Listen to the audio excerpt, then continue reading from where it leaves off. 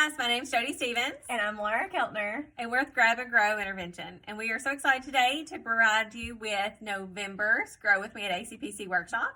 This month is all about fine motor skills and handwriting. So it's one of our favorite months because we're giving you a lot of materials, but you also have tons of materials at home to do this with your child. So we're going to start off with Miss Laura giving you an idea. Okay, so we're about to have some fun. You guys get to make Play-Doh. Now, don't cringe. This is going to be fun. Your kid is going to love it. So, Miss Jody and I have put all your materials in this gallon-sized bag. All right, now what you're going to do is, you're going to pop your recipe out. You can look over it, but everything you need is inside, minus water and oil. We just felt that those were supplies already in your kitchen, so you could just grab them and use them. All right, every bag is labeled with what's inside. Now, we've also put measuring cups and measuring spoons inside for you, okay? Let your child use these and help them use them. You could even put, you could pour this out into a bowl and then let them scoop the amount out. I will tell you, you do not have exact amounts inside your bag. You will always have a little bit more than you're supposed to have. So it's really important to go in and measure each one and make sure that you're putting the right amount. And then you have a box of Jell-O inside. This Play-Doh is going to smell amazing. So it's going to be good for not only building those fine motor muscles in your child's hands, but for their other senses as well. So they're getting their hands dirty, but they're also noticing, oh man, this smells good. And then they're going to be able to carry this over and use in another activity in their bag. So this is some of the Play-Doh that Miss Laura has made, and it was made a long time ago, and it is still smelling great, and it's still working wonders. So if you just want to keep your Play-Doh after you make it in a Ziploc bag and keep it sealed, if it were to get a little sandy, sugary, salty feeling, just take it and just knead it in your hands, and it just kind of smooths right out. Yes, and you can also put a little bit of vegetable oil on your hand too and run back through it, and that helps it really to stay moist as well. All right, now something that we want to talk to you about that parents also are a little nervous about is scissors. It is so important for you guys to start scissor practice at home. Talk to your child about how you hold scissors. Talk to them about what you're supposed to cut and what you're not supposed to cut. Be honest with them and inform them. If you're talking to them and telling them their expectations beforehand, then if something happens, then you can say, listen, we talked about your expectations beforehand. You didn't listen. Mommy gets the scissors today. You don't get to use the scissors today. Also, do not walk away from them while they have their scissors. That's just giving them the opportunity to cut something that they're not supposed to. So please supervise your child. Stay with them while they're using scissors. Put the scissors up where they can't reach them when you guys are finished. Now, Play-Doh is the perfect thing to start with when you're cutting. And I'm going to show you guys this little tool. You can adjust it over, and if your child has really low muscle tone, which means they are just starting to build muscle in their hands, they're going to have a hard time like bringing these scissors back up. That's exercise for their hand, and it's good for them to do that. But at first, it might be good to put this little lever down because they have to push down, which is harder for them at first, but then it just pops right back up. So there's some giveaway there. So they're not having to do all the work while they're learning to cut. But then take that away too. It's okay to give them some practice opening and shutting, all right? The perfect time to practice these skills, even if you roll it or pat it, whatever you want to do, but they can just snip it and put those little pieces. Of course, they'd fall on the counter, but this helps them to know where to hold their hands. And these scissors are not sharp. They are dull, blunt scissors. They're actually like hard plastic.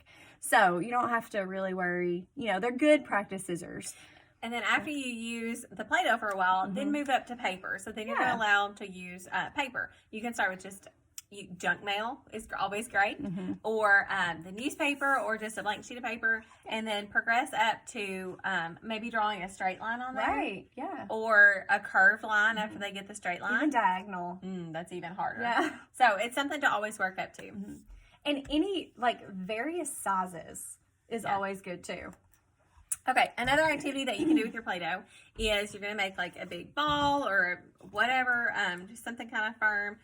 We have given you little golf pins. What you're going to do with these little golf pins? Tees. Golf tees. I don't golf, obviously. Neither. Stick these in. They can stick these in their Play-Doh. I just think that's such a fun activity. They can take them. It's a good fine motor activity. Stick them in there. If you have little objects around your house, they can take and they can stick on top. Maybe if you've got little pom-poms. I was thinking of, or cotton balls. Cotton balls would be good. They could stick on top, make them flat. So that's a great idea. Another thing you're going to be able to do with these golf tees. Yes. Okay. You're going to stick them in. We've got you some foam blocks. So your child can take these. They can stick them in the foam block. And what they're going to do is they also get a little hammer. Who doesn't love a hammer? Oh, you guys are going to love this. And then they're going to take the hammer and they're just going to hammer it down into their foam piece. What a fun idea. But it is a really good hand-eye coordination skill. And they're having to hold the block and the pin while they're having to hammer. And these, like, I feel like our emotions right now are so simple, but these little things help them to hold a pencil. Right. Help them hold a crayon. You are strengthening those fine motor skills in their hands. You are setting the foundation right now. Absolutely. Yeah. All right. Now, going back to the Play-Doh, if you contacted Miss Dana and you signed up for our workshop, then you got personalized names for your child to practice on. Now, you can do lots of different things with this. We stuck it in a sheet protector, which makes it great for a dry erase marker, okay? So your child can practice holding that. They can trace the letters in their name. It's really important that you're telling them the names of these letters, but they also know, oh, that's my name. I'm Owen, you know? And I'm moving left to right. Yes, so we're starting here, we're moving this way. You could even put this different places in your house. And as your child goes to the bathroom, oh, what does that say? Owen, you know, that's their name. We want them to recognize it. We want them to name the letters. We also want them to name the letters out of order as well. So that's important too. Sometimes we just memorize things in order, and we don't really, like if I see an O in a stop sign, I don't know that it's an O. But let's just be sure that we're showing them in different ways too. Now, going back to Play-Doh. So you can take the Play-Doh and you want your child to roll it out. Sometimes they have a hard time with this. They're going to take a piece. They're going to roll that hand motion back and forth, that bilateral hand motion here. They're going to take it and they're going to shape it into the form of an O. They have to make it a little bit bigger. But what they're trying to do is to be able to write out their letter or write out their name for each letter. So then they can take it and they can manipulate it to make a W. May have to make it smaller or shorter. May have to tear off a little piece. And they're learning how to measure to make it fit as well. The last thing we have for you today is a book, because books are so important, and we always want to make sure your child goes home with a book each day.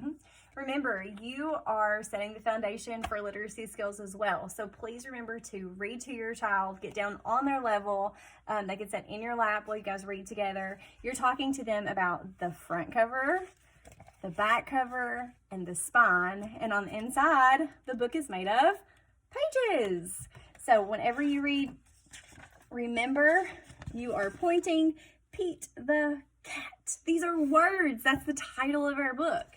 Then you're going to the page and you're talking about those words again. And then you might say, what do you think's going to happen on this page? See if they can tell you or give you an idea. And it's okay if they're wrong. They are making a prediction, and you can call it that, and you can tell them what prediction means. And you can also talk about how we can use the pictures to read stories too. Okay. We hope you guys enjoy this month's workshop, and we will see you guys back in December for a new workshop. Thanks, guys.